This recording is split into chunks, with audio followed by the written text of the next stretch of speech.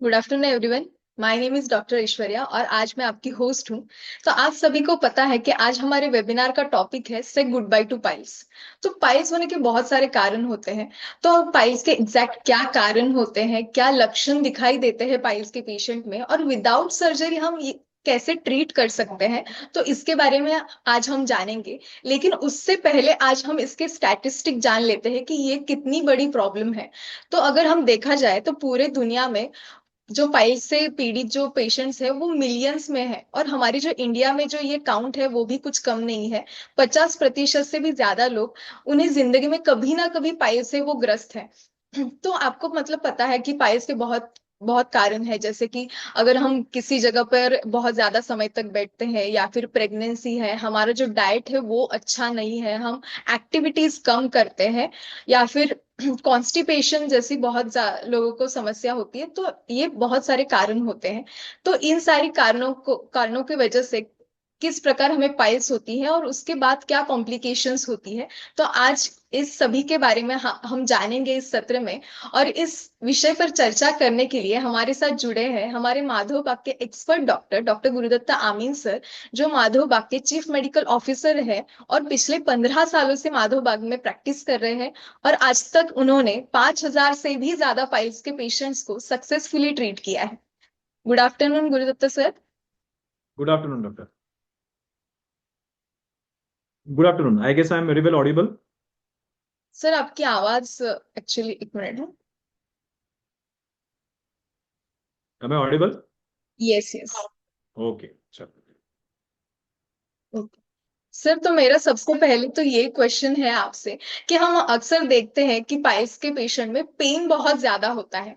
तो ये पेन से रिलीफ पाने के लिए पेशेंट जो होते हैं, मतलब लोग हमेशा जाइलोकिन जेली या फिर सीड्स बाथ हो गया, कुछ क्रीम्स आती है, पेन किलर्स आते हैं, तो ये सारी अप्लाई करते हैं या फिर पेन किलर्स लेते हैं। तो इसकी वजह से वो जो पेन है वो उससे तो रिलीफ मिल जाता है, लेकिन वो कुछ दिनों बाद फिर से उभरने लगता है। तो ये सारी प्रॉब्लम क्यों होती है? बेसिकली जब हम पाइल्स हो जाए या फिर फिशर हो जाए उसके बाद जब हम किसी डॉक्टर के पास जाते हैं और डॉक्टर के पास जाने के बाद एलोपैथी की ट्रीटमेंट जब शुरू होती है, तो उस एलोपैथिक के ट्रीटमेंट को आपको सबसे पहले समझना होगा कि जो एलोपैथिक की दवाइयां लेके आपके सेहत में आपको एक बेटरमेंट महसूस हो रहा है, वो एग्जैक्टली क्या हो रहा है। फॉर एग्जाम्पल, जब किसी व्यक्ति को फिशर होता है, फिशर का मतलब है कि एनल रिंग में वो जो स्पिंक्टर है, वो जो एक मसल का एक बैंड है, उस बैंड में कहीं ना कहीं तो छोटे से कट्स हो रहा है समझो। तो जब कट्स हो रहा है तो स्वाभाविक है कि शरीर में कहीं पर भी कुछ डैमेज होता है तो वहां पे वेदना तो होगी, और वेदना ये एक बहुत इंपॉर्टेंट सिम्टम होता है हमारे शरीर में, क्योंकि जो पार्ट हमारे शरीर में दर्द करता है उसी पार्ट को जनरली हम फोकस करते हैं और उस पार्ट की हेल्थ इंप्रूव करने की कोशिश हम करते रहते हैं।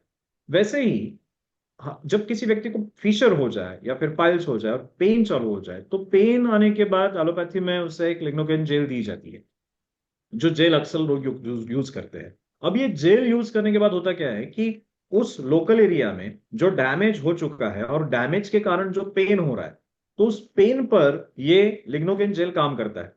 अब करता क्या है, तो प्रॉब्लम को जड़ से मिटाता नहीं है, सिर्फ प्रॉब्लम का जो प्रेजेंटेशन है, सिम्टम है पेन, उस पेन को सप्रेस यानी छुपा कर रखता है। अब यहीं पे सबसे बड़ी गलती हो जाती है। यानी हम लोग जब हॉस्पिटल्स में कभी काम करते हैं या फिर आपने देखा होगा कि कभी ऑक्सीजन खत्म हुआ तो फिर सायरन बजने लगता है। समझो, यस। सायरन ही हमने सिर्फ बंद कर दिया और ऑक्सीजन खत्म हुआ है, वो कंडीशन वैसी ही है। तो क्या ये फायदेमंद बात है? तो डेफिनेटली ये फायदेमंद बात नहीं है। तो इसीलिए पेन कम करने के लिए जो हम पेन किलर खाते हैं, पेन कम करने के लिए जो हम अलग अलग जिग्नोकेन जैसी जेल्स लगाते हैं, इन सारे ट्रीटमेंट के वजह से इमीडिएट रिलीफ तो मिलता है, लेकिन अंदर का प्रॉब्लम जड़ से खत्म नहीं हुआ है। और उसी स्थिति में पेशेंट को ऐसे लगने लगता है कि अभी मुझे दर्द नहीं हो रहा है, अब दर्द नहीं हो रहा है इसका मतलब मैं ठीक हो चुका हूं, तो मैं मेरा रूटीन सब वैसे ही चालू रखता हूं। और वहीं पे वो प्रॉब्लम अंदर ही अंदर और बढ़ने लगता है। ऊपर से आप पेन किलर खा रहे हो, जेल लगा रहे हो, जिसकी वजह से वेदना उत्पन्न ही नहीं हो रही है, लेकिन यानी एक्चुअली प्रॉब्लम तो है लेकिन उसके सेंसेशन नहीं हो रहे। आग तो लग रही है लेकिन उस आग का जो सायरन बजना चाहिए था वो सायरन बज नहीं रहा है। इस वजह से अंदर ही अंदर प्रॉब्लम बढ़ने लगते हैं। और आप अक्सर देखोगे कि पेशेंट्स में ऐसा देखा जाता है कि जब कोई प्रॉब्लम आता है, जैसे ब्लीडिंग हुआ या फिर फिशर हुआ, उसके बाद पेशेंट डॉक्टर के पास जाते हैं, डॉक्टर कुछ दवाइयां देते हैं, दवाइयां देने के बाद 4-5 दिन, 7 दिन, 10 दिन अच्छा लगता है, और उसके बाद फिर से ये सारी तकलीफें शुरू हो जाती है, क्योंकि इन सारे प्रॉब्लम्स को हमने जड़ से समझा ही नहीं था और जड़ से हटाने की कोशिश भी नहीं की थी। तो यही एक सबसे बड़ा कारण है कि क्यों ये पाइल्स की बीमारी जो शुरू होती है फिशर से, मैक्सिमम लोगों को पहले फिशर होते हैं, यानी एनल रिंग में कट्स आते हैं, और कट्स आने के बाद धीमे धीमे धीमे ये बढ़ते जाता है, फिर पाइल्स के बाद फिशर के बाद पाइल्स, और पाइल्स के बाद फिर फिशुला तक ये स्टोरी चली जाती है। तो ये जो कुछ सीक्वेंस है, ये सीक्वेंस इसी के वजह से है, क्योंकि हम इस बीमारी को ठीक से समझ नहीं पाते, और उसी की वजह से गलतियां करते रहते हैं, और ये बीमारी अंदर ही अंदर बढ़ते जाती है। ओके, मतलब हम जो पाइल्स के पेन में जो क्रीम्स वगैरह जाइलोकिन जेली वगैरह यूज करते हैं तो सिर्फ टेम्पररी हमें रिलीफ देती है, क्योंकि हमने जो यस। रूट कॉज है उसका वही ट्रीट नहीं किया है, सिर्फ जो ट्रू। सिम्टम दिखाई दे रहा है उसको ही ट्रीट कर रहे हैं। Okay, very true. जैसे कि वेरी अभी हमने देखा कि पाइल्स के पेशेंट में पेन तो ज्यादा होता ही है, लेकिन बहुत सारे पेशेंट्स में ना बर्निंग सेंसेशन मतलब जलन होना भी बहुत ज्यादा दिखाई देता है। तो अगर ये जलन होने लगती है उसके साथ पेन भी होता है, तो डेली टास्क करने में भी बहुत ज्यादा दिक्कतें आती है, बैठने में दिक्कतें आती है, तो ऐसे पेशेंट्स में आप क्या कहोगे, वो क्या कर सकते हैं ये बर्निंग सेंसेशन के लिए? देखो, जब किसी व्यक्ति को बर्निंग सेंसेशन होने लगता है पाइल्स में या फिशर में, ये बर्निंग सेंसेशन बहुत खतरनाक तकलीफ होती है, क्योंकि बहुत ज्यादा जलन होती है। वो जो हमारा म्यूकोजा है, यानी रेक्टम के अंदर का जो लाइनिंग है ना, वो बहुत सेंसिटिव पार्ट होता है हमारे शरीर में। गुद एरिया या फिर एनल एरिया, ये बहुत ही ज्यादा सेंसिटिव होता है, वहां पे बहुत ज्यादा सेंसेशंस रहते हैं। अगर वहां पे कोई भी डैमेज हो जाए तो उसका सेंसेशन बहुत ज्यादा फील होने वाला है आपको। और उसी वजह से जिन जिन पेशेंट में ये फिशर या पाइल्स की बीमारी होती है, साथ ही साथ उनके शरीर में पित्त बढ़ चुका है, जिसे हम पित्त कहते हैं, तो उष्ण गुणात्मक है, तो पित्त बढ़ चुका है, अग्नि महाभूत शरीर में बढ़ चुका है, तो वहां पर ये पेशेंट को बहुत ज्यादा दर्द देता है, बर्निंग बहुत ज्यादा होती है। उसके ऊपर अगर हम कुछ ट्रीटमेंट करना चाहें तो सबसे पहले हमारे डाइट में हमें बदलाव करने होंगे।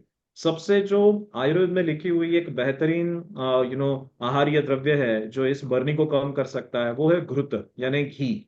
अगर हम गाय का घी या का रेगुलर सेवन करें, जो पाइल्स के हर एक पेशेंट ने करना ही चाहिए, अगर आपको कोई भी एनोरेक्टल प्रॉब्लम है, पाइल्स, फिशर, फिशुला, तो वहां पे आपकी डाइट में घी की मात्रा ज्यादा होनी चाहिए। और वो अगर होगी तो ये बर्निंग सेंसेशन बहुत अच्छे तरीके से आप कम कर सकते हो। साथ ही साथ आयुर्वेद में एक शरीर में से पित्त को बाहर निकालने के लिए एक विरेचन नाम की चिकित्सा दी जाती है।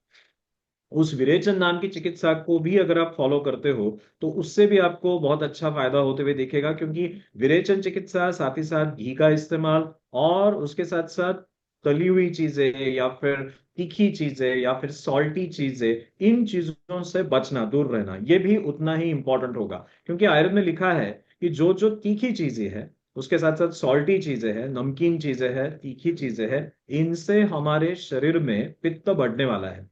तो हमें क्या करना है, हमें इन चीजों को अपने से दूर रखना है, डाइट मॉडिफाई करना है, घी का सेवन ज्यादा करना है। आयुर्वेद में लिखा हुआ विरेचन ट्रीटमेंट, मेडिकेटेड परगेशन, यानी पेट साफ होने की दवाइयां, उसका एक डोज होता है, उसके एक साइंटिफिक वे होता है जिसके माध्यम से आप शरीर से दूषित पित्त को बाहर निकाल सकोगे। तो उसका अगर आप सेवन करते हो तो उससे आपको फायदा होगा। साथ ही साथ माधोबाग का एक पायलाइन ऑइंटमेंट करके मार्केट में आता है, बहुत अच्छा प्रोडक्ट है, जिसका इस्तेमाल करके आप इस बर्निंग सेंसेशन को, पित्त विकृति को कंट्रोल में रख सकते हो। लेकिन फिर से एक बार यही ध्यान में रखना कि पाइल्स की ट्रीटमेंट आप अगर ऐसे समझ के चलो कि सारा का सारा हमें उस जगह पे लोकल ही करना है, तो आप गलत जा रहे हो। जो दिख रहा है वो एक सिम्टम है, उसकी शुरुआत पूरे हमारे डाइजेस्टिव सिस्टम से हो रही है। यानी ये बात समझने की कोशिश करो कि भले उस व्याधि का व्यक्तिकरण सिर्फ एनल रीजन में ही हो रहा है, बट उसकी जो व्याप्ति है, उसकी जो शुरुआत है, वो पूरे हमारे बॉडी में है। हमारे आहार डाइजेस्ट करने वाली सिस्टम, हमारे हमारे हमारा लीवर, हमारा पैंक्रियास, हमारा स्टमक, हमारे इंटेस्टाइन, इन सारे सिस्टम्स में इस पाइल्स के मूल फंडामेंटल प्रॉब्लम इन्वॉल्व है। जब तक हम उन्हें करेक्ट नहीं करेंगे तब तक ये पाइल्स का प्रॉब्लम ठीक नहीं होगा। लेकिन यहाँ पर अगर बर्निंग सेंसेशन है तो मैं ज्यादा सजेस्ट करूंगा पाइलाइन ऑइंटमेंट, जो माधोवा का एक बहुत बढ़िया प्रोडक्ट है, जिसके माध्यम से बहुत सारे पेशेंट्स ने आज तक अपने पाइल्स के प्रॉब्लम को रिकवर किया है। उसके साथ साथ घी का सेवन रेगुलर करना, और साथ ही साथ मेडिकेटेड परगेशन यानी विरेचन चिकित्सा करवा लेना, जिससे ये प्रॉब्लम आपका निश्चित रूप से अंदर से ठीक हो सकता है। मतलब अगर हम घी का सेवन करें तो उससे भी हमें बहुत ज्यादा राहत मिल सकती है। जैसे कि आपने बताया पंचकर्म में जो विरेचन करके चिकित्सा होती है, तो विरेचन भी कर कर सकते हैं। सर मुझे एक विरेचन के बारे में पूछना था, जैसे कि आपने अभी बोला, तो ये विरेचन कर्म पेशेंट घर पे भी कर सकता है या फिर कुछ डॉक्टर ऑब्जर्वेशन की जरूरत होती है उसके लिए? विरेचन के लिए ना शरीर के प्रकृति के हिसाब से अलग अलग द्रव्यों का चयन करना पड़ता है। किसी व्यक्ति की प्रकृति वात प्रधान होगी, किसी व्यक्ति की प्रकृति पित्त प्रधान होगी, किसी की कफ प्रधान होगी। तो हर जगह पे द्रव्य बदले जा सकते हैं। किसी को एक मेडिसिन से विरेचन होता है, किसी को दूसरे मेडिसिन से होता है। तो ये आयुर्वेद का एक कस्टमाइजेशन होता है। आयुर्वेद जैसे हम जानते हैं कि सभी लोगों को एक ही ट्रीटमेंट नहीं दी जाती, हर एक व्यक्ति के प्रकृति के हिसाब से चिकित्साएं बदली जाती है। तो इसलिए मैं सजेस्ट करूंगा कि विरेचन आप घर के घर लेने से जगह जगह पे किसी डॉक्टर से मिलो, आपकी प्रकृति का एनालिसिस ठीक से हो, आपके रेक्टल प्रॉब्लम का भी एनालिसिस ठीक से हो। रेक्टल प्रॉब्लम में मैं यहाँ पे और एक पॉइंट हाईलाइट करना चाहूंगा। अक्सर पेशेंट्स डॉक्टर्स को यानी अपनी पाइल्स के प्रॉब्लम को वो हाइड करके रखते हैं। डॉक्टर के पास जाकर डॉक्टर को वो प्रॉब्लम दिखाकर फिर डॉक्टर ने ठीक से उसे चेक करने के बाद उसकी ट्रीटमेंट होनी चाहिए। आप सिर्फ कोई तो ऐड देखी और वहां से दवाई मंगा ली और दवाई चालू कर दी, और आपको लग रहा है कि आपको पाइल्स का प्रॉब्लम है इसलिए आपने वो दवाई खानी चालू की, किसी डॉक्टर ने अभी तक देखा नहीं है कि अंदर एग्जैक्टली हो क्या रहा है। तो ये बहुत रिस्क की बात बन जाती है।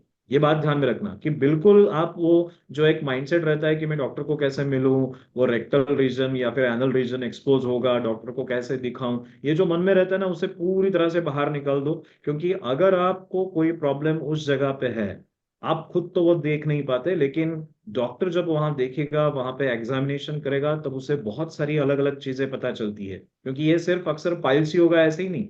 कुछ पेशेंट ऐसे भी मैंने देखे हैं कि जिनको पाइल्स करके वो खुद ट्रीटमेंट ले रहे थे, लेकिन बाद में वो कैंसर की ट्यूमर निकला था।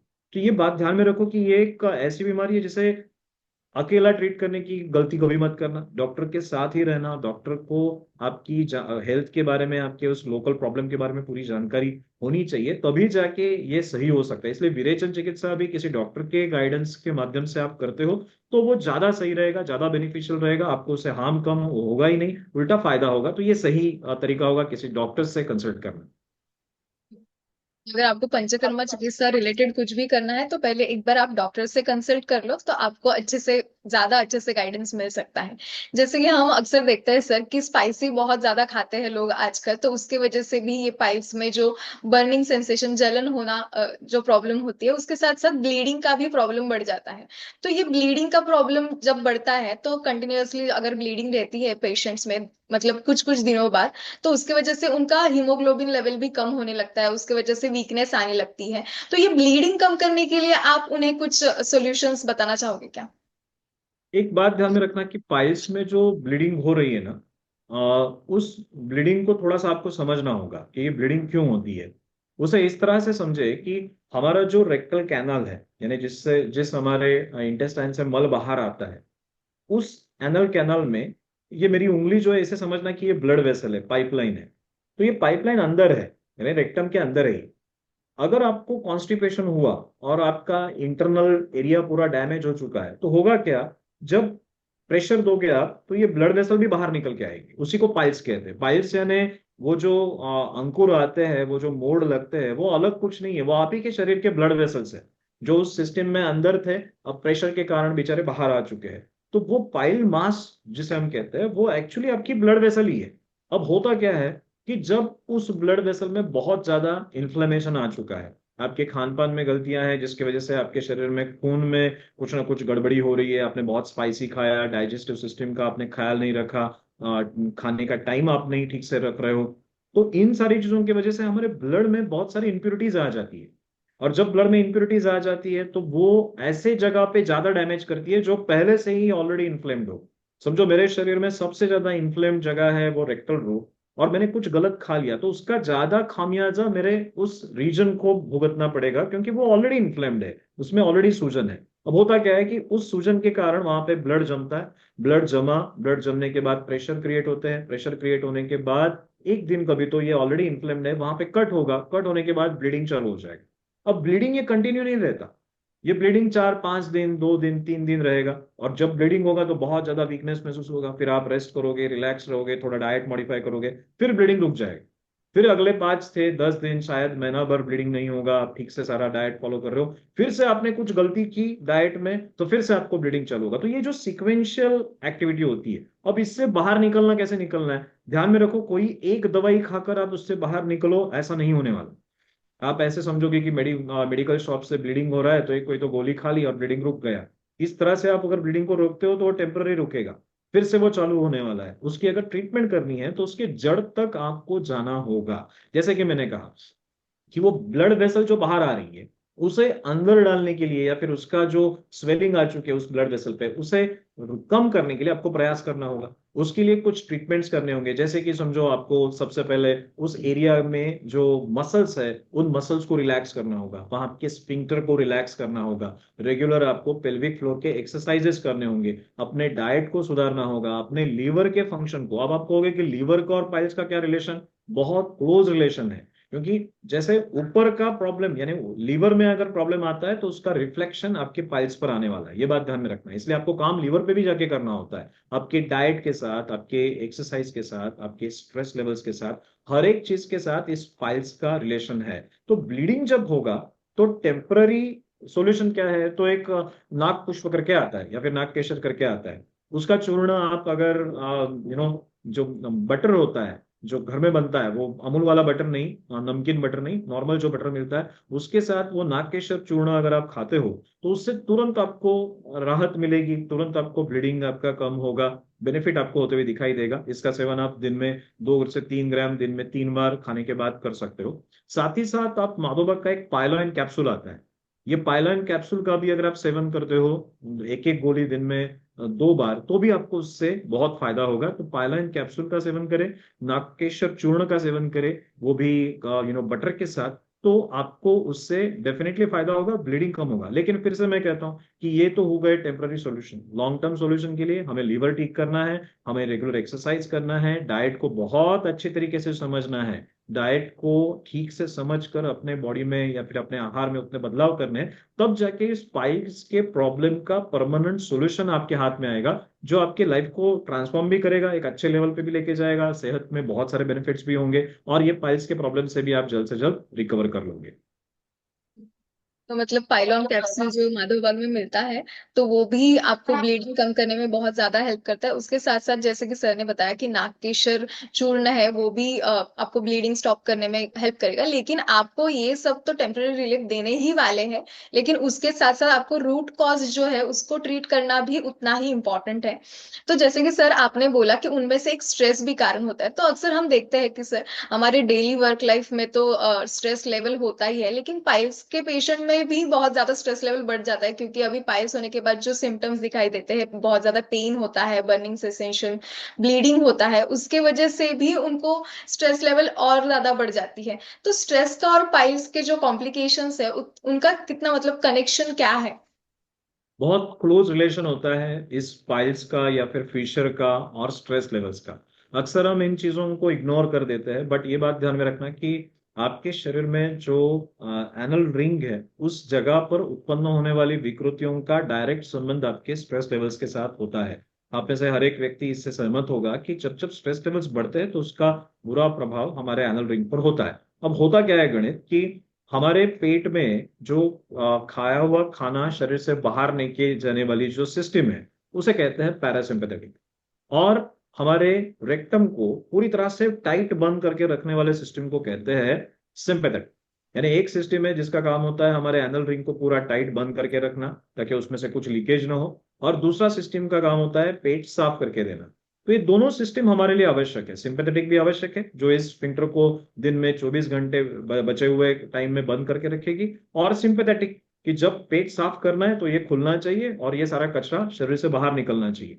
अब होता यह है कि जब व्यक्ति के जीवन में बहुत ज्यादा स्ट्रेस हो जाता है, बहुत ज्यादा सोच में आप फंस जाते हो, बहुत ज्यादा माइंड में स्ट्रेस बनते रहता है, उस समय ये स्फिंक्टर बहुत ही ज्यादा टाइट क्लोज हो जाता है।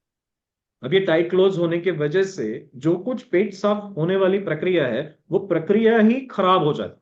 यानी सोचो कि एक जगह से कचरा बाहर निकालने का प्रयास एक सिस्टम कर रही है और दूसरा सिस्टम उसे रोकने की कोशिश कर रही है। तो ये जो फ्रिक्शन होगा, इस फ्रिक्शन में एनल रिंग या फिर एनल म्यूकोजा पूरी तरह से डैमेज होता है, और वहीं से फिशर और पाइल्स और आगे चल के फिस्टुला, इन सारी चीजों की शुरुआत हो जाती है। तो स्ट्रेस ये बहुत इंपॉर्टेंट कारण है। उसका मैनेजमेंट करना during management of the feature और द पाइल्स, ये बहुत आवश्यक होता है। अगर हम उसे उस एंगल से देखें, जैसे कि आयुर्वेद में लिखी हुई बहुत सारी दवाइयां हैं, जैसे कि शंखपुष्पी है, ब्राह्मी है, जटामांसी है, अश्वगंधा है, इनका सेवन आप करते हो तो इन दवाइयों से भी आपको स्ट्रेस लेवल्स कम होंगे। स्ट्रेस लेवल जैसे कम होंगे, वैसे ये स्फिंक्टर जो है, स्फिंक्टर यानी जो हमारे एनल रिंग को क्लोज टाइट करके बंद करने वाली जो सिस्टम है, वो रिलैक्स हो जाती है। आपकी जानकारी के लिए बता दूं कि फिशर के ट्रीटमेंट में फिशर के ट्रीटमेंट में एक इंपॉर्टेंट ट्रीटमेंट होती है। ट्रीटमेंट में क्या करते हैं, हमारे सिस्टम ने इसे ब्लॉक करके रखा है, समझो स्फिंक्टर को पूरा ब्लॉक करके रखा है, तो उस ट्रीटमेंट में स्फिंक्टर को काट देते हैं। यानी सर्जरी में उस स्फिंक्टर को ही काट देते हैं, ये उसकी ट्रीटमेंट हो गई है। तो हमें ऐसा चिरफाड़ वाला काम नहीं करना है। हमें हमारे शरीर पर काम करना है, हमारे स्ट्रेस लेवल्स पे काम करना है, माइंडसेट पे काम करना है कि मेरा शरीर मेरे लिए सबसे इंपॉर्टेंट है। इस सोच से आप जाओ। उसके साथ साथ शंखपुष्पी, ब्राह्मी, जटामांसी, अश्वगंधा, इन हर्ब्स का सेवन करो। माधवा में इसके लिए बहुत अच्छी दवाई एक हम बनाते हैं, एक्सट्रैक्ट फॉर्म में होती है, उसका नाम होता है सिमसा। और उसके सेवन से बहुत अच्छा रिजल्ट हमें मिलता है in terms of sphincter relaxation, क्योंकि स्ट्रेस लेवल्स जैसे ड्रॉप होते हैं, जैसे जीआई ट्रैक की हेल्थ इंप्रूव होती है, स्फिंक्टर रिलैक्स होता है और मोशंस भी क्लियर होने लगते हैं। पेशेंट वो फिशर और पाइल्स की तकलीफों से जल्द रिकवर होने लगता है। तो स्ट्रेस का बहुत बड़ा योगदान है, हमें उसके ऊपर जरूर काम करना चाहिए। इसके साथ साथ मैं ये भी रेकमेंड करूंगा, आप प्राणायाम का भी अभ्यास करें। प्राणायाम का अभ्यास हो, या फिर मूल बंध करके एक बंध होता है योगासन में, जिसमें हम स्फिंक्टर को टाइट करते हैं, रिलैक्स करते हैं, टाइट करते हैं, रिलैक्स करते हैं। तो कॉन्शियसली हमें हमारे बॉडी पार्ट्स को कंट्रोल करना है, प्राणायाम का अभ्यास करना है, मूलबंध का अभ्यास करना है, जिससे ये स्ट्रेस लेवल कम हो और फिर ये स्पाइस फिशर की प्रॉब्लम से आप पूरी तरह से रिकवर हो जाए। मतलब स्ट्रेस का बहुत ज्यादा ही रिलेशन क्लोज है पाइल्स के साथ। अगर आपका स्ट्रेस मैनेजमेंट पे अगर ध्यान देते हो तो ये प्रॉब्लम और भी कम हो सकती है। लेकिन जो अभी आपने सर वो स्ट्रेस के बारे में बताया हमें, जो स्फिंक्टर का जो रिलेशन होता है, तो ये प्रॉब्लम तो कॉन्स्टिपेशन के पेशेंट में बहुत ज्यादा होती है कि, तो कॉन्स्टिपेशन के पेशेंट्स, मतलब कॉन्स्टिपेशन के लिए आप पेशेंट्स को क्या बताओगे कि कैसे वो प्रिवेंट कर सकते हैं? क्योंकि प्राइमरी कॉज तो सबको पता है कि कॉन्स्टिपेशन ही है। मतलब मेजरली लोगों को कॉन्स्टिपेशन की दिक्कत आती है आजकल, क्योंकि हमारा डाइट ही अच्छा नहीं है और स्ट्रेस लेवल भी ज्यादा बढ़ गया है। तो उसके लिए आप क्या कहोगे? देखो, कॉन्स्टिपेशन ये एक ऐसी बीमारी है जो आप ऐसे मत समझो कि सिर्फ कचरा एक जगह जम रहा है और पास नहीं हो रहा है, ऐसे मत समझो। हमारे शरीर में जो फूड डाइजेशन करने की सिस्टम है, जो पूरा हमारा ये जो मशीन है ना, वो बहुत इंटेलिजेंट मशीन है। वो मशीन कैसा है कि हम खाना खाते हैं, समझो एक पाइपलाइन से वो खाना नीचे जा रहा है, ऐसे समझो। तो ये पाइपलाइन से जब खाना नीचे जाता है ना, तो शरीर क्या करता है, उस पाइपलाइन में से जो जो चीजें चाहिए वो खींच के लेता है। यानी जो जो आवश्यक चीजें वो खींच के लेगा, और बचा हुआ कचरा हम शरीर से बाहर फेंक देते हैं। यानी एक सिंपल सा पाइपलाइन है जिसमें से चीजें खींची जा रही है, आवश्यक चीजें खींची जा रही है, और जो नहीं चाहिए उसे फेंक रहे हैं। अब आवश्यक चीजें खींचने के लिए उसमें थोड़े केमी कुछ तो जूसेस भी डालने होंगे। तो जैसे हमारे लीवर से बाइल जूस आता है, पैनक्रियास से पैनक्रेटिक जूस आता है, तो वो जाके खाना डाइजेस्ट करने का काम करता है। खाने का डाइजेशन अगर ठीक से हो जाए तो फिर स्टूल मटेरियल ठीक तैयार होगा और स्टूल मटेरियल शरीर से चला जाएगा। ये हमारे बॉडी की नॉर्मल सिस्टम है। जब कॉन्स्टिपेशन होता है ना, तो लोगों को लगता है कि सिर्फ कचरा मेरे शरीर में जम गया है, अब कुछ तो दवाई कायम चूर्ण खाऊं और शरीर से पूरा कचरा निकल जाए। ये बात नहीं है। आज कॉन्स्टी डायबिटीज के पेशेंट भारत में 10 करोड़ है, 13 करोड़ प्री डायबिटीज के पेशेंट है, 27 करोड़ ब्लड प्रेशर के पेशेंट है, 40 करोड़ ओबेस पेशेंट है। ओबेसिटी, ब्लड प्रेशर, डायबिटीज, इन सारी बीमारियों की वजह से, जो हमारे शरीर के अंदरूनी बीमारियां हैं, उनके वजह से हमारा जो डाइजेस्टिव सिस्टम है, उसका ट्रैक, यानी उसके कंट्रोल पैनल से, उसके अंदर कंट्रोल पैनल जो पूरे हमारे सिस्टम को कंट्रोल करते हैं, वो कंट्रोल पैनल खराब होने लगते हैं। अब कंट्रोल पैनल खराब हुए तो पेट साफ होने की प्रक्रिया तो खराब होने ही वाली है। और वहां पे जब हम सिर्फ पेट साफ करने के लिए दवाइयां खाते हैं टीवी पे देख के, तो वो आपको टेम्पररी रिलीफ देती है, लेकिन वो अंदर के सिस्टम को कभी भी ठीक नहीं करती।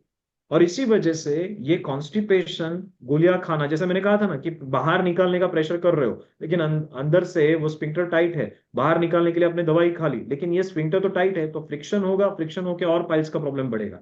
हमें काम करना है हमारे अंदरूनी बॉडी पार्ट्स पर। सबसे पहला काम क्या करोगे? डाइट मॉडिफाई करोगे। डाइट मॉडिफाई यानी कॉन्स्टिपेशन के लिए डाइट मॉडिफाई करना होगा।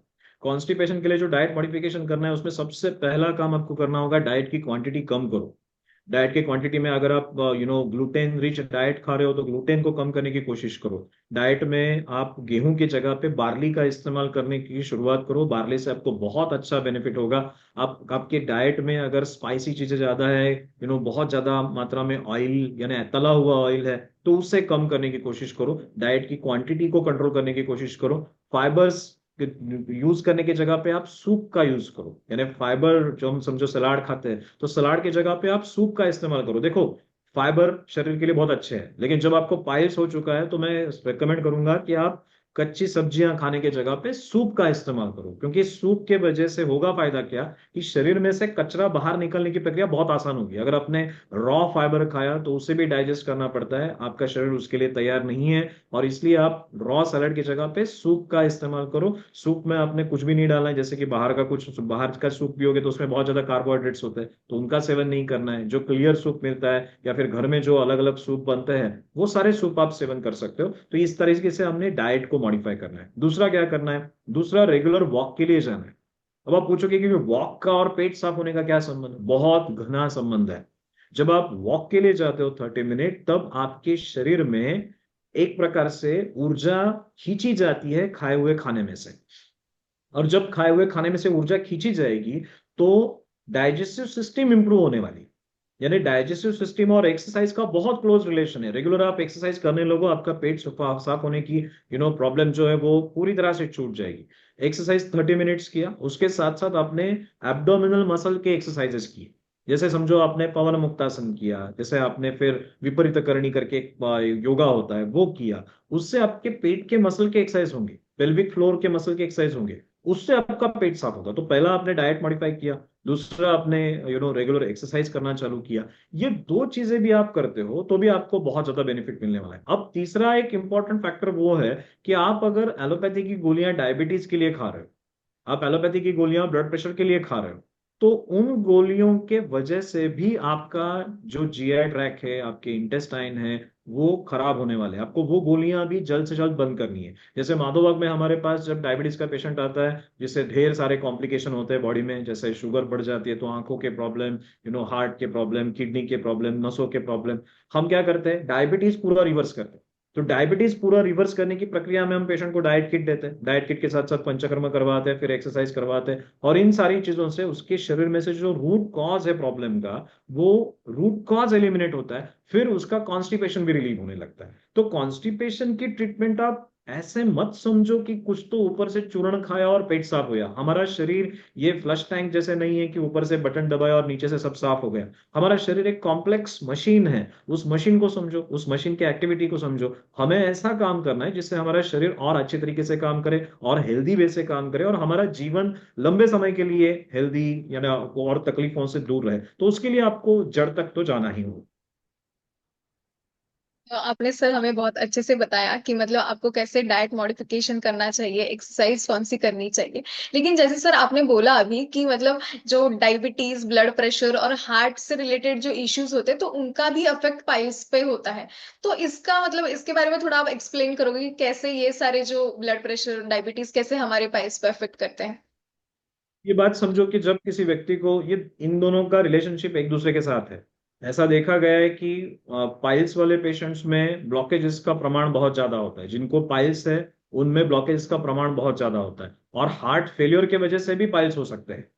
तो हार्ट का और पाइल्स का, इन दोनों बीमारियों का, भले भले वो अलग अलग दिख रही होंगी, लेकिन एक दूसरे के साथ बहुत क्लोज रिलेशन है। क्योंकि हार्ट का जब पंपिंग पावर कम होता है तब लीवर कंजेशन होता है। लीवर कंजेशन की वजह से फिर नीचे के प्रेशर्स बढ़ते हैं और फिर वहां पे पाइल्स हो सकता है। जब पाइल्स होता है किसी व्यक्ति को, तो उसके वजह से जो गैसेस बनते हैं पेट में और बॉडी में एक प्रकार का हैवीनेस आ जाता है। उन चीजों की वजह से फिर हार्ट डिसीज भी हो सकता है। तो इन सारी बीमारियों का रिलेशनशिप एक दूसरे के साथ है।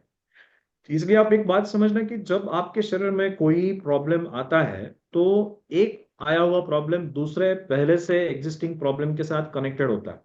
आपको अगर उसे सॉल्व करना है तो दोनों प्रॉब्लम को एक साथ सॉल्व करना होगा, तब जाके आप परमानेंट हेल्थ को एक्सपेक्ट कर सकते हो। अगर आपने ऐसा नहीं किया, आपने टेम्पररी सॉल्यूशंस निकाले, टेम्पररी सॉल्यूशन यानी क्या, जैसे हम हर वक्त निकलते हैं कि क्विक सॉल्यूशन क्या है वो बताओ, मैं ज्यादा डाइट मॉडिफाई नहीं करूंगा, एक्सरसाइज नहीं करूंगा, मुझे कुछ तो दवाई दो, मुझे बहुत काम है।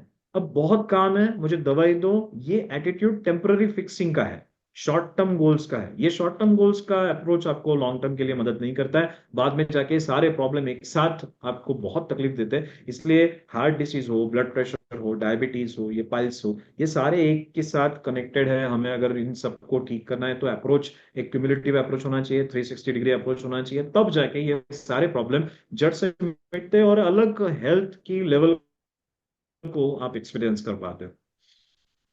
तो मतलब अगर आपको डायबिटीज है या फिर blood pressure, high blood pressure की प्रॉब्लम है, या फिर हार्ट से रिलेटेड कुछ भी इश्यू है, ब्लॉकेजेस वगैरह है, तो आपको बाद में जाके भी पाइल्स हो सकते हैं। तो क्योंकि ये सारी सिस्टम इंटरकनेक्टेड होती है, हमारे बाकी सारे प्रेशर पे भी, हमारे सारे सिस्टम पे भी अफेक्ट करता है।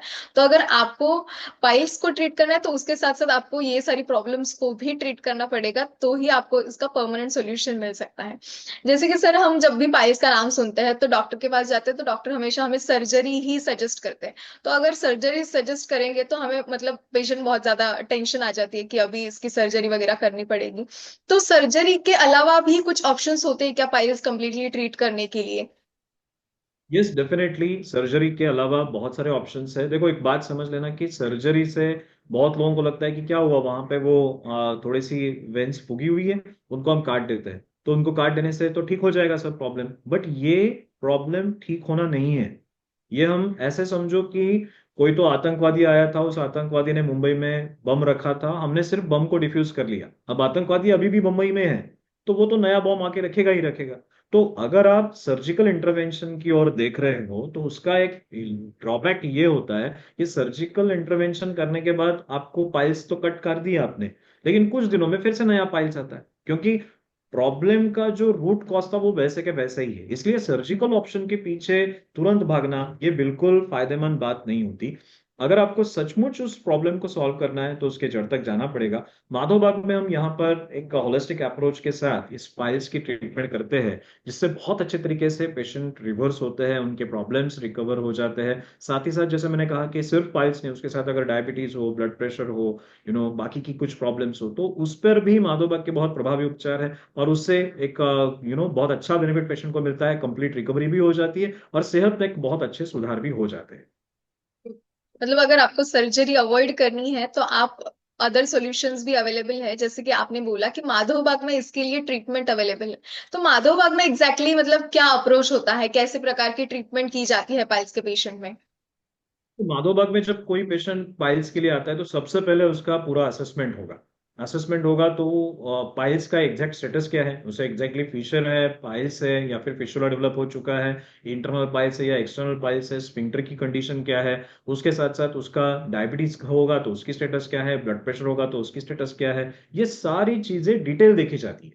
यानी यहाँ पर ऐसा नहीं है कि हर एक व्यक्ति को एक ही ट्रीटमेंट है, यहाँ पे एक कस्टमाइजेशन किया जाता है पेशेंट के हेल्थ के अनुसार, पेशेंट के डिसीज और कंप्लेंट्स के हिसाब से, और उसके बाद उसकी ट्रीटमेंट शुरू होती है। ट्रीटमेंट का सबसे पहला पार्ट होता है कि हमें रेगुलर एग्जामिनेशन करना है रेक्टल रीजन का, क्योंकि जितना हम मॉनिटर करते रहेंगे उस रेक्टल रीजन को, उतना बेनिफिट होता है, उतना एनल रीजन डायलेट होता है। तो पीआर एग्जामिनेशन हमारे ट्रीटमेंट का पहला एक पार्ट होता है कि पीआर एग्जामिनेशन यानी असेसमेंट किया जाता है, हमारे डॉक्टर्स डिटेल उस प्रॉब्लम को एनालाइज करते हैं, उसके बाद शुरू होती है ट्रीटमेंट। अब ट्रीटमेंट के पार्ट में एक बहुत इंपॉर्टेंट ट्रीटमेंट है कि जहां पर हम पंचकर्म करवाते हैं। अब ये पंचकर्म क्या होते हैं, ऐसे कर्म हैं शरीर पर जो लोकली आपको उस प्रॉब्लम को सॉल्व करने के लिए मदद करने वाले हैं। जैसे सबसे पहले हम करेंगे लोकल स्नेहन जिसे कहते हैं।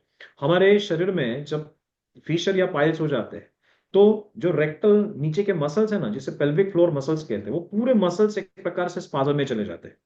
ये स्पाजम को हमें रिलीव सबसे पहले करना है। रेक्टल मसल जो सॉरी पेल्विक फ्लोर के जो मसल्स है, उनमें जो आया हुआ स्पाजम हमें सबसे पहले रिलीव करना है। इसके लिए वहां पे लोकल स्नेहन किया जाता है एक विशिष्ट ऑयल से। जब उसे हम स्नेहन करते हैं तो वहां का जो स्पाजम है वो अच्छे तरीके से रिलीव हो जाता है। उसके बाद हम पाइलाइन ऑइंटमेंट का एप्लीकेशन करते हैं, डायलेटर्स का यूज करते हैं, जिससे एनल रिंग थोड़ी डायलेट होती है।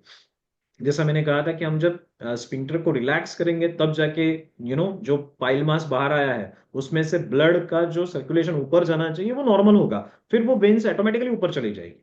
यानी पाइल मास गायब नहीं होता है, पाइल मास तो वो जो वेन है वो वेन फिर से उसके नॉर्मल लोकेशन पे चली गई, तो आपको प्रॉब्लम दिखाई नहीं देगा। तो यही होता है जब आप इस तरीके से पंचकर्म ट्रीटमेंट करते हो। पहला है स्नेहन, उसके बाद पाइलन ऑइंटमेंट का एप्लीकेशन और एनल डायलेटर से डायलिटेशन, जिससे स्पिंक्टर के वहां का ब्लड सर्कुलेशन बढ़े, वहां पे रिलैक्सेशन हो जाए। उसके पश्चात हम करते हैं धूपन।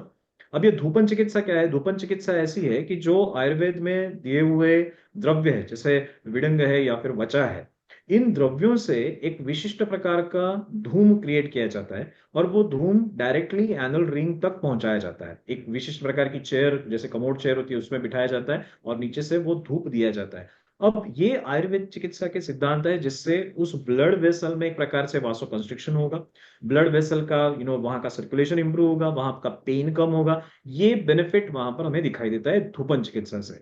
धूपन चिकित्सा के बाद चिकित्सा आती है बस्ती की। सो बस्ती में जो द्रव्य यूज करते हैं, जैसे कि जैसे हम सुना होगा एनिमा, तो एनिमा को ही बस्ती कहते हैं। तो ये एनिमा दिया जाता है, क्यों? क्योंकि एक विशिष्ट द्रव्य अंदर छोड़े जाते हैं, जिन द्रव्यों का मुख्य काम होता है आपके जो ब्लड वेसल्स है जिनकी ताकत कम हो चुकी है उन्हें फिर से ताकत देना, उनसे फिर से सिकुड़वाना। ताकि क्योंकि ब्लड वेसल अगर सिकुड़ गई ठीक से, या फिर वहां के जो वेन्स है वो जो बहुत ही ज्यादा फैल चुके हैं, बहुत ही ज्यादा लैक्स हो चुके हैं, उनमें अगर फिर से ताकत आ जाए तो वो बाइल मास फिर से नॉर्मल हो जाता है। तो इसके लिए एक विशिष्ट द्रव्यों से बनाई हुई एनिमा या बस्ती हम देते हैं, जिस बस्ती से आपको बहुत अच्छे बेनिफिट मिलते हैं in terms of improvement in your anorectal और द पाइल्स के प्रॉब्लम। तो ये पंचकर्म की चिकित्सा पहला पार्ट है। दूसरा पार्ट है डाइट। हम बहुत अच्छे तरीके से एक डाइट प्लान आपको देंगे, जो डाइट प्लान लेने के बाद आप देखोगे कि आपके प्रॉब्लम्स में बहुत अच्छे सुधार आ रहे हैं। आपको वेट लॉस देखने को मिलेगा, वजन कम हो रहा है, शुगर कम हो रही है, बीपी कम हो रहा है, ये सारे बेनिफिट देखने को मिलेंगे। साथ ही साथ पाइल्स के प्रॉब्लम, कॉन्स्टिपेशन, ये भी कम हो रहा है। तो ये आपको एक डाइट प्लान होगा। फिर आपको एक्सरसाइज प्लान होगा। एक्सरसाइज प्लान में अलग अलग एक्सरसाइजेस है जो आपके रेक्टल मसल्स को रिलैक्स करते हैं, जिससे कॉन्स्टिपेशन ना हो, जिससे डेफिकेशन की प्रोसेस आराम से हो जाए। तो इसके लिए एक्सरसाइजेस होते हैं, और हमारे डॉक्टर्स रेगुलरली आपके इन सारे प्रोग्रेस को कंटिन्यूअसली मॉनिटर करते रहते हैं, ताकि आपके साथ एक गाइड कंटिन्यूअसली रहे जो आपको आपकी हेल्थ को इंप्रूव करने के लिए मदद करते रहे। तो इसी केयर प्लान से माधोबाग में हम पाइल्स की ट्रीटमेंट करते हैं। मतलब माधव बाग में जो पाइल्स की ट्रीटमेंट की जाती है, ना कि सिर्फ पंचकर्मा या फिर मेडिसिन से, मतलब उसके अलावा भी पूरा मतलब लाइफस्टाइल ही आपका मॉडिफाई किया जाता है। प्रॉपर आपको डाइट गाइडेंस दिया जाता है, एक्सरसाइज गाइडेंस दिया जाता है। और पंचकर्मा भी आपको बहुत ज्यादा रिलैक्सेशन में या फिर वो जो सारे बाकी के कॉम्प्लिकेशंस हैं उनमें भी बहुत हेल्प करता है। तो ये सारा था आपने अभी माधव बाग की ट्रीटमेंट के बारे में बताया सर। तो मुझे अभी एक मतलब लास्ट मुझे एक क्यूरियोसिटी थी, और सारे पेशेंट के लिए भी, कि हमारे जो पाइल्स के पेशेंट हैं वो घर पे ऐसी कौन सी होम रेमेडीज भी कर सकते हैं। Home remedies, okay. तो सबसे पहले होम रेमेडीज कुछ करनी है तो वो करो कि हमें अपने डाइट को कंट्रोल करना है। डाइट में जैसे मैंने कहा कि घी का इस्तेमाल करना है, साथ ही साथ आप छाछ का इस्तेमाल भी कर सकते हो। छाछ बहुत उपयोगी होती है पाइल्स के प्रॉब्लम से रिकवर करने के लिए। साथ ही साथ सीड्स बाथ नाम की एक चीज है, जो हम गर्म पानी के टब में बैठते हैं, वो भी बहुत अच्छी चीज है। साथ ही साथ आप हॉट वाटर बैग से आपके पेट को सिकाई कर सकते हो। अब आप कहोगे कि सर हॉट वाटर बैग से पेट की सिकाई करके पाइल्स का प्रॉब्लम कैसे सॉल्व होगा? इन सारी चीजों का रिलेशनशिप है। जैसे मैंने कहा कि आपका पूरा इंटेस्टाइन, आपका लीवर, आपका पैनक्रियाज, इन सारी ऑर्गन्स का आपके पाइल्स के साथ कनेक्शन है। तो गर्म पानी का सेक होगा, उस सेक की दवाइयों में आप हल्दी का इस्तेमाल कर सकते हो, सॉल्ट का इस्तेमाल कर सकते हो। तो हल्दी का इस्तेमाल करो तो बहुत अच्छे रिजल्ट्स आपको मिलेंगे। साथ ही साथ आप पॉइलाइन घृत करके माधोबाग का एक प्रोडक्ट है, उसका भी इस्तेमाल करें। घी है वो, जिसका सेवन दोपहर को और रात को खाने से पहले आप अगर 10-10 ml करते हो तो उससे भी आपको बहुत बड़ा फायदा होगा। पाइलोइन ऑइंटमेंट है माधोबाग का, हमारे किसी भी क्लिनिक में जाके आप ये ले सकते हो। वो उस ऑइंटमेंट का एप्लीकेशन आपने करना है। पाइलोइन कैप्सूल है, उसके सेवन से भी आपको फायदा होगा। घी का सेवन मैंने कहा है। कीगल एक्सरसाइजेस होती है या फिर पेल्विक फ्लोर एक्सरसाइजेस होती है, जो घर के घर आप आराम से कर सकते हो। ये सारे व्यायाम हो, साथ ही साथ स्ट्रेस मैनेजमेंट हो, डाइट का कंट्रोल हो, ये सारी चीजें अगर हम ठीक से करते हैं तो आराम से इस प्रॉब्लम से बाहर निकल सकते हैं। लेकिन अगर इस चीजों को हमने इग्नोर किया तो माइंड इट वेल, ये प्रॉब्लम आपको लंबे समय तक तकलीफ देते रहेगा, और लंबे समय तक तकलीफ देते ही रहेगा। संभवतः ये प्रॉब्लम बहुत ज्यादा बढ़ भी सकता है। तो पाइल्स के प्रॉब्लम को इग्नोर बिल्कुल नहीं करना चाहिए, सही समय पे सही चेंजेस अपने जीवन में लाने चाहिए ताकि हम इस प्रॉब्लम से पूरी तरह से बाहर निकल सके। Thank you so much sir कि आपने हमें बहुत अच्छे से बताया कि एग्जैक्टली exactly पाइल्स के जो क्या कारण होते हैं, उसके वजह से क्या हमें लक्षण दिखाई देते हैं और उस पे भी हम कैसे ट्रीटमेंट कर सकते हैं। घर पे भी कुछ मतलब अपने छोटी छोटी हमें टिप्स बताई जो कि पेशेंट्स अपनी डेली लाइफ में भी यूज कर सकते हैं, तो उससे भी उनको राहत मिल सकती है। और उसके बाद हम अगर आपको सर्जरी नहीं करनी तो माधव बाग में आप जरूर जाइए। वहां पे आपको प्रॉपर गाइडेंस मिलेगा कि आप कैसे डाइट मॉडिफाई कर सकते हो, कैसे कौन से एक्सरसाइजेस आपको करनी चाहिए, और पंचकर्मा ट्रीटमेंट से भी आपको इन सारी चीजों में रिलीफ मिल जाएगा। तो अगर आपको भी ये सारी प्रॉब्लम से अगर परमानेंट सॉल्यूशन चाहिए तो आप जरूर आपके नजदीकी माधोबा क्लिनिक में जा सकते हो, आपको वहां पे प्रॉपर गाइडेंस मिल सकता है। अब अगर आपको इस वेबिनार के बाद कुछ भी डाउट है तो आप चैट बॉक्स में आपके डाउट्स पूछ सकते हो, सर उनका सोल्यूशन आपको जरूर देंगे। ओके सर, तो पहले ही मोनिका जी ने क्वेश्चन पूछा है कि ये जो सारी ट्रीटमेंट है उसकी क्या कॉस्ट होगी। तो इस ट्रीटमेंट का एवरेज कॉस्ट आपके प्रॉब्लम के आधार पर होता है कि आपका प्रॉब्लम कितना सीरियस है।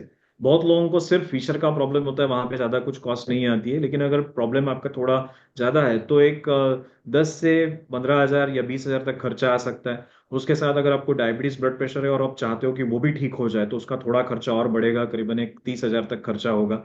तो इस तरह से आपके डिसीज के हिसाब से आप जब हमारे डॉक्टर से मिलोगे, हमारे डॉक्टर्स आपको गाइड करेंगे, आपकी तकलीफें समझेंगे, उस हिसाब से आपको जो मैक्सिमम प्रॉब्लम लग रहा है उसका सॉल्यूशन हम आपको प्रोवाइड करेंगे। मिनिमम कॉस्ट में वो करने की कोशिश जरूर हमारे डॉक्टर आपके लिए करेंगे।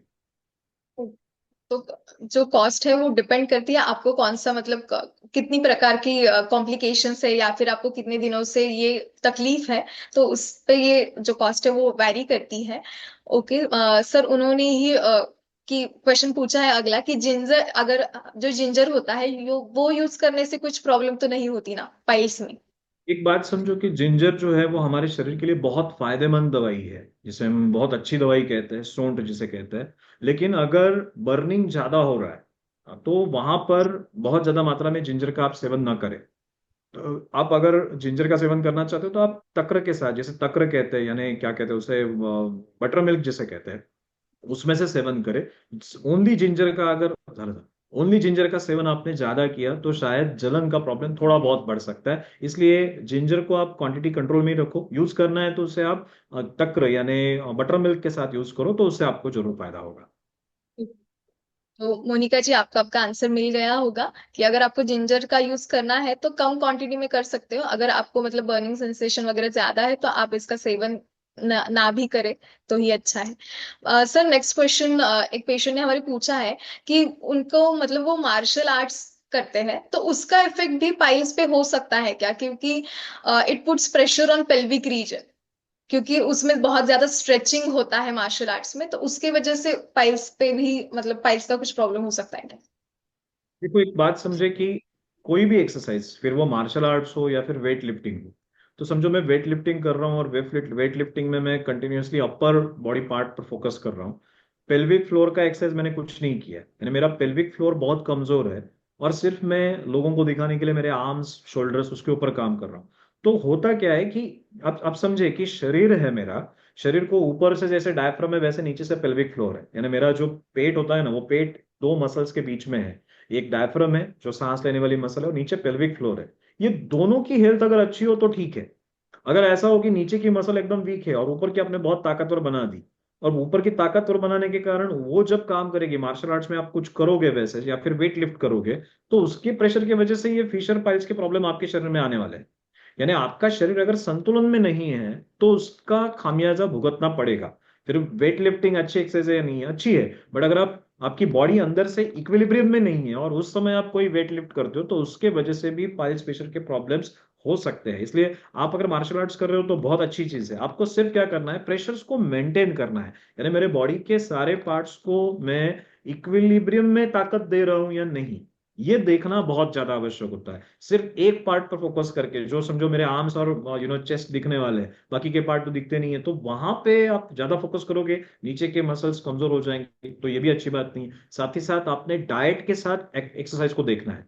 यानी एक बात ध्यान में रखना कि एक्सरसाइज करने वाले जितने लोग यहाँ पे हैं, आप अगर ये समझ के चलो कि एक्सरसाइज में जब कर रहा हूं तब मेरा पेट खाली होना चाहिए, मेरा पेट साफ होना चाहिए। अगर मेरा पेट साफ नहीं है, खाली नहीं है, तब अगर मैं एक्सरसाइज करने के लिए जाऊं तो उससे मुझे फायदा होने की जगह पे नुकसान होने वाला है।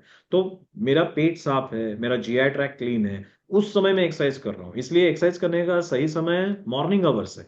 बहुत से लोग शाम को व्यायाम करते हैं, रात को 9 बजे जिम में जाते हैं। ये प्रकृति के विरुद्ध है, ये सिस्टम के विरुद्ध है। आपको ये समझना होगा। तो मार्शल आर्ट्स कोई बुरा नहीं है, एक्सरसाइज कुछ बुरा नहीं है, एक्सरसाइज आवश्यक ही होता है। इवन पाइल्स फिशर के लिए तो मैं कह रहा हूँ कि एक्सरसाइज करना है आपने, लेकिन कौन से करने हैं। प्रेशर्स का बेनिफिट ही होना है, प्रेशर्स को एक दूसरे के साथ झगड़ा करवा के बॉडी को डैमेज नहीं करवाना है। ये ख्याल आपने रखना है। एक्सपर्ट डॉक्टर से अगर आप कंसल्ट करते हो तो डेफिनेटली वो आपको बताएगा कि कौन से मार्शल आर्ट्स के एक्सरसाइजेस आपने करने हैं, कौन से नहीं करने हैं, क्योंकि हमें कौन से मसल उसमें एंगेज होते हैं वो देखना होगा। कौन से मसल्स एंगेज होते हैं और उसका इम्पैक्ट पेल्विक फ्लोर पे या फिर रेक्टल हेल्थ पे क्या होता है, वो देख के हम आगे के आपको सजेशंस जरूर दे सकते हैं।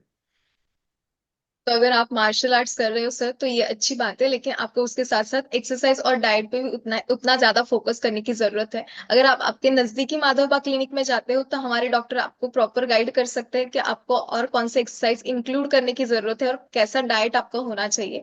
तो आपको ये सारी प्रॉब्लम्स नहीं होगी बाद बाद में जाके। Okay sir, next question Sandeep ji ने पूछा है कि भस्त्रिका योगा करने के बाद अगर वो बंध जो लगाते हैं तो उसमें पाइल्स में बहुत ज्यादा दर्द बढ़ जाता है। एक फिर से वही क्वेश्चन है ये कि मैंने जो कहा था कि जब हम भस्त्रिका बंद लगाते हैं तो मेरा पेट जो है ना, वो ऊपर डायफ्राम है और नीचे पेल्विक फ्लोर है, इसके बीच में है। आप जब बंद भस्त्रिका करते हो तो आप बहुत जोर जोर से एक्सपिरेशन करते हो, यानी एब्डोमिनल मसल्स को यूज करते हो। अब इसका निगेटिव परिणाम आपके रेक्टल मसल पे होने वाला है। तो आप ये समझ के चलना कि बॉडी में, मेरे शरीर में एक पार्ट है जो इन्फ्लेम्ड है, जिसपे सूजन आ चुकी है। अब उसे छेड़ोगे क्या आप? बार बार नहीं छेड़ना है उसे, उसे रिलैक्स रखना है। इसलिए भस्त्रिका ये प्राणायाम में वहां पे एडवाइस नहीं करूंगा जिसे ऑलरेडी पाइल्स का प्रॉब्लम है, यानी नीचे का एरिया अगर इन्फ्लेम्ड है तो ऊपर से मैं क्यों प्रेशर बढ़ाऊं। तो भस्त्रिका वहां पे करने की कोई जरूरत नहीं। वहां पे अनुलोम विलोम करो, चंद्रानुलोमा करो, प्राणायाम करते जाओ, डीप ब्रीदिंग करो और उसके साथ साथ मूल बंध बांधो। होगा क्या कि आपने भस्त्रिका प्राणायाम किया, प्रेशर बढ़ाया, प्रेशर बढ़ने के बाद यहाँ पे सूजन आ जाएगी, फिर आपने वहां पे बंद लगाने की कोशिश की, तो उस बंद के कारण और पेन बढ़ने वाला है। तो ये सीक्वेंस आप ठीक से समझ लेना, ताकि आप गलती कहीं नहीं करो। डॉक्टर से मिलके इन सारी चीजों को समझ लेना और उस हिसाब से अपने जीवन में उसका आचरण करना, तो आपको जरूर फायदा होगा। तो नेक्स्ट क्वेश्चन किशोर जी ने पूछा है कि उनको पाइल्स में पेन वगैरह नहीं होता। जो पाइल्स का जो मास एक्सटर्नली बाहर जो आता है वो अगर वो पुश उसे पुश करना पड़ता है अंदर, उसके बाद नॉर्मल हो जाता है। उसके लिए आप क्या ठीक है, सोल्यूशन देना इसके चाहोगे? लिए पंचकर्म चिकित्साएं जरूर फायदेमंद होगी, क्योंकि पंचकर्म चिकित्साओं से उस स्थान को बल दिया जाता है। जैसे मैंने कहा कि आप ये समझे कि जब डेफिकेशन यानी मल बाहर फेंकने की प्रक्रिया होती है, तो शरीर में से एक प्रेशर्स आते हैं। प्रेशर्स आने के बाद वो जो कुछ वहां की वेसल्स है वो थोड़ी नीचे आ जाती है। अब वो नीचे आने के बाद फिर से ऊपर जानी चाहिए, वो ऊपर नहीं जा रही है। क्यों? क्योंकि यहाँ पे वीकनेस आ चुका है। अब इस वीकनेस को ट्रीट करने के लिए पंचकर्म चिकित्साओं में, जो मैंने कहा था कि एनिमा चिकित्सा होती है, बस्ती चिकित्सा होती है, साथ ही साथ हर्बल मेडिसिन होते हैं, जिन मेडिसिन के माध्यम से हम उस मसल को स्ट्रेंथ दे सके, उस वेन को स्ट्रेंथ दे सके, वो दवाइयां अगर आप लेते हो तो आपका ये प्रॉब्लम जरूर ठीक हो जाएगा। तो सर आप जरूर पंचकर्म से आपको इन सब तकलीफों में राहत मिल सकती है। आप आपके नजदीकी माधोबा क्लिनिक में जा सकते हो, तो वहां पे आपको प्रॉपर पंचकर्म के लिए और डाइट और एक्सरसाइज के लिए भी गाइडेंस मिल जाएगा। तो आप जरूर आपके नजदीकी माधोबा क्लिनिक में विजिट कीजिए, तो आपकी ये जो तकलीफ है वो कम हो सकती है। सर नेक्स्ट क्वेश्चन यूसुफ जी ने पूछा है कि उन्हें शुगर, बीपी और आर्थराइटिस की भी, ऑस्टियोआर्थराइटिस और हार्ट ब्लॉक की भी प्रॉब्लम है, तो इसका भी इलाज होता है क्या माधोबाग में? बेसिकली माधोबाग तो, हार्ट माधोबाग का जो निर्माण हुआ था आज से 19 साल पहले, वो हार्ट डिसीज रिवर्सल के लिए ही हमने हमारा सारा सेटअप शुरू किया था। और आज माधोबाग हार्ट डिसीज ट्रीटमेंट के लिए एक पूरे मेडिकल वर्ल्ड में एक रिनाउंड ऑर्गेनाइजेशन है, क्योंकि इसके 150 से ज्यादा रिसर्च पेपर पब्लिश्ड है। ब्लॉकेज रिवर्स करना, ब्लड प्रेशर रिवर्स करना, डायबिटीज रिवर्स करना, ये सारी चीजें पॉसिबल है माधोबाग के हमारे 300 क्लिनिक्स और 3 हॉस्पिटल्स में मिलके यही सारा काम हम करते हैं। तो आपका ये प्रॉब्लम है diabetes, blood pressure, heart disease, इसके ऊपर तो डेफिनेटली माधुबा के पास बहुत स्ट्रॉन्ग सॉल्यूशंस है। और वो उसका इस्तेमाल करके आप जरूर इन सारे प्रॉब्लम से पूरी तरह से रिकवर कर सकते हो खुद को। सर मतलब बहुत लोगों को ये भी मतलब ये भी पूछना था कि माधवबाग का क्लिनिक उनके एरिया में प्रेजेंट है क्या। तो हमारे माधवबाग के 350+ क्लिनिक ऑल ओवर इंडिया में प्रेजेंट है। अगर आपको आपके नजदीकी क्लिनिक का एड्रेस चाहिए तो आपको उस ग्रुप में एक लिंक भेज दूंगी, तो उस लिंक पे आप क्लिक करके आपका लोकेशन डाल सकते हो, तो आपको आपके नजदीकी क्लिनिक का एड्रेस और कॉन्टैक्ट नंबर मिल जाएगा। और फिर भी अगर आपको कुछ दिक्कत आ जाए तो उस एडमिन के नंबर पर आप डायरेक्ट मैसेज कर सकते हो, तो आपको जरूर गाइडेंस मिल जाएगा कि क्लिनिक कहाँ पर है ये लोकेट करने के लिए। Okay sir, next question Harish ji ने पूछा है कि अस्थमा के लिए ट्रीटमेंट अवेलेबल है क्या। बेसिकली ब्रोंकियल अस्थमा ये कोई बहुत बड़ी बीमारी है ऐसा नहीं है। आयुर्वेद में उसके ऊपर पंचकर्म चिकित्साएं बहुत अच्छे तरीके से की गई है। तो अगर आप पंचकर्म चिकित्साओं की मदद लेते हो, जिसमें स्नेहन, स्वेदन, बस्ती, ये 3 मुख्य चिकित्साएं होती है, तो उन चिकित्साओं से इस ब्रोंकियल अस्थमा के प्रॉब्लम को हम जड़ से मिटा सकते हैं। ये बात ध्यान में रखना कि मैक्सिमम लोगों में जो अस्थमा का प्रॉब्लम देखा जाता है उसका एलर्जिक एक मैनिफेस्टेशन होता है, यानी एलर्जी की वजह से होता है। जिस एलर्जी को ठीक करने के लिए हमारे आयुर्वेद में विरेचन नाम की चिकित्सा है जो बहुत अच्छे तरीके से कारगर होती है। दूसरा एक होता है शरीर में कफ बढ़ जाना, वजन बढ़ जाना, फेफड़ों में एक प्रकार से कफ की वृद्धि हो जाती है, म्यूकस सिक्रेशंस बढ़ जाते हैं। तो उस म्यूकस सिक्रेशन को कम करने के लिए भी आयुर्वेद में पंचकर्म लिखे हुए हैं, जिसका फायदा आप कर सकते हो। और माधवबाग की जो मेडिसिन है उसमें एक तमोविन करके मेडिसिन आता है। उस तमोविन मेडिसिन से बहुत सारे लोगों के पंप छूट गए हैं। तो वो तमोविन लिक्विड अगर आप लेते हो 2 से 3 महीने तक, आप देखोगे कि आपका पंप पे डिपेंडेंसी बहुत ज्यादा कम हो जाएगी। साथ ही साथ आप इन चीजों का भी ख्याल रखना कि आप पंचकर्म चिकित्साओं से शरीर शुद्धिकरण भी करो, और आपका वजन अगर ज्यादा है तो उसे भी कंट्रोल में रखो, ताकि आपका ब्रोंकियल अस्थमा से आप पूरी तरह से ठीक हो जाओगे। तो हरीश जी, जरूर माधवबाग में अस्थमा के लिए ट्रीटमेंट अवेलेबल है। आप आपके नजदीकी क्लिनिक में जा सकते हो, आपको वहां पे ट्रीटमेंट का पूरा गाइडेंस मिल जाएगा। सर नेक्स्ट क्वेश्चन हमारे पेशेंट ने पूछा है कि उनका बहुत ज्यादा पेट दर्द होता है और उन्हें मतलब बहुत ज्यादा परेशानी है, तो वॉशरूम में जाने के लिए भी बहुत ज्यादा डर लगता है क्योंकि उनको इतनी ज्यादा पेन होती है। तो उसकी वजह से और भी ज्यादा मतलब कॉन्स्टिपेशन भी हो रहा है। तो इन सारे प्रॉब्लम्स के लिए आप क्या उन्हें एडवाइस करोगे। देखो, ये जो प्रॉब्लम है, मैंने अभी जो पिछले 25-30 मिनट में मैं एक्सप्लेन कर रहा था कि हमें इस प्रॉब्लम को सॉल्व अगर करना है तो मल्टी फैक्टोरियल अप्रोच रखना होगा। कि हमें हमारे डाइट को भी सुधारना होगा, एक्सरसाइज भी करना होगा, पंचकर्म चिकित्सा भी करनी होगी, अगर डायबिटीज है तो उसे भी हटाना होगा, ब्लड प्रेशर को भी हटाना होगा।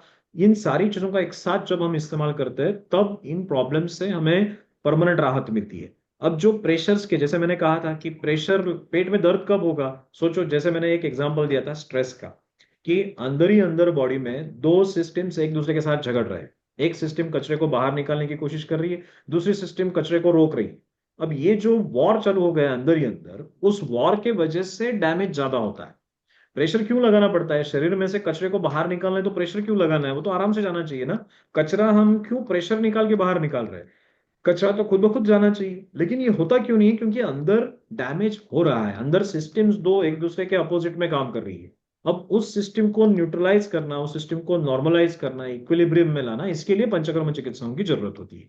तो आपका जो प्रॉब्लम है उसे सॉल्व करने के लिए आप जरूर माधोबा के किसी भी नियर बाय क्लिनिक में जाइए, वहां पे वो जो पंचकर्म चिकित्साएं होती है वो कीजिए। उससे आपको जरूर राहत मिलेगी और आपका जो ये दर्द भरी अभी जिंदगी है उससे आप आराम से छुटकारा पा सकते हो। Don't worry about it.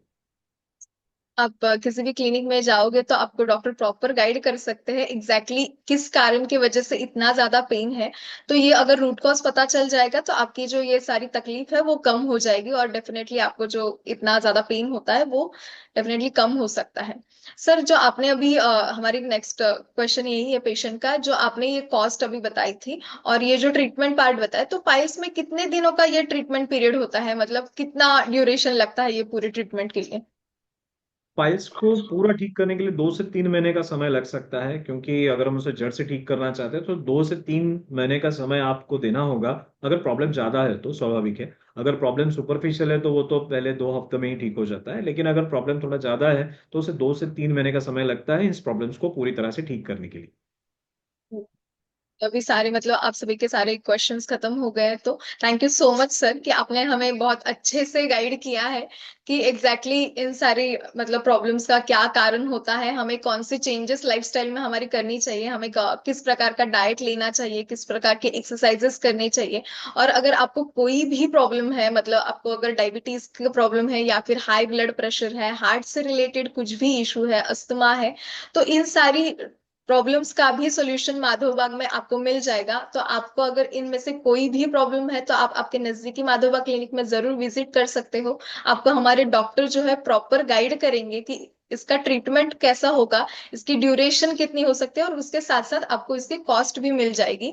Thank you so much once again sir, आपने हमें इतना आपका प्रीशियस टाइम दिया, और आप सभी का भी शुक्रिया कि आप समय निकाल के इस वेबिनार से जुड़े। Thank you so much. अगर आपको कुछ भी डाउट हो तो आप उस ग्रुप में पूछ सकते हो, वहां भी आपको सर जरूर गाइड करेंगे। और अगर आपको माधव बाग की क्लिनिक को मतलब लोकेशन ढूंढने में भी अगर कुछ तकलीफ आ जाए तो आप उस ग्रुप में डाल सकते हैं। Okay, thank you so much. Thank you, धन्यवाद।